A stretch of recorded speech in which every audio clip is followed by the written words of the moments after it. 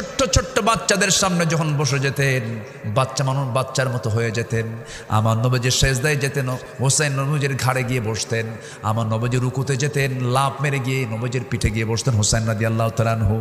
আমার নবীজি জুমার খুতবা দিতেন, হোসেন লম্বা লম্বা জুব্বা পরে বারবার প্যাঁচ লেগে পড়ে যান। নবীজি ওয়াজিব খুতবা ছেড়ে দিয়ে ছোট্ট বাচ্চা হোসেনকে প্রথম কাতারে বসায় দেন।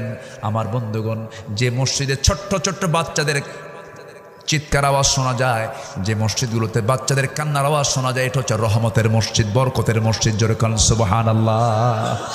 বাচ্চাগুলো যা আছে সব নিয়ে যাবেন মসজিদে, ছেলে হোক মেয়ে হোক, 4 বছর 5 বছর 6 বছর 7 বছর 8 বছর 9 বছর, সবগুলো বাচ্চা গ্রামের কোথাও থাকবে না, সব চলে যাবে কোথায়? মসজিদ। তারা হাঁটবে, তারা হাসবে, তারা কাঁদবে, তারা ঠেলাঠেলি করবে, তারা ঘুতাঘুতি করবে, কোনো ডিস্টার্ব করা যাবে না। নিজের চোখে দেখে আসলাম কাতারের সেন্ট্রাল মসজিদ, দোহার মধ্যে সবচেয়ে শ্রেষ্ঠ মসজিদ কাতারের সেন্ট্রাল মসজিদে দেখে আসলাম।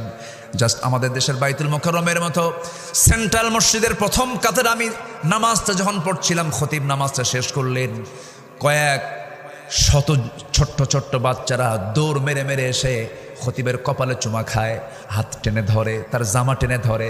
খতিবের সবাইকে সুন্দর করে আদর করছেন, স্নেহ করছেন। কিন্তু আমার দেশের মসজিদগুলো কিছু বুড়াদের দখলে, কিছু বুড়া মানুষ, এত বুড়া মানুষ চোখগুলো এত বড় বড় বানায়, বাচ্চাদের দেখলে পরে ওই বাচ্চাগুলো মনে মনে দোয়া করে, বুড়া তুই মরবি কোন দিন। এই আছে না নাই? আচ্ছা, এগুলো করা যাবে না। মসজিদকে আমার আবাদ বানায় ফেলবো। জোরে বলি ইনশাআল্লাহ।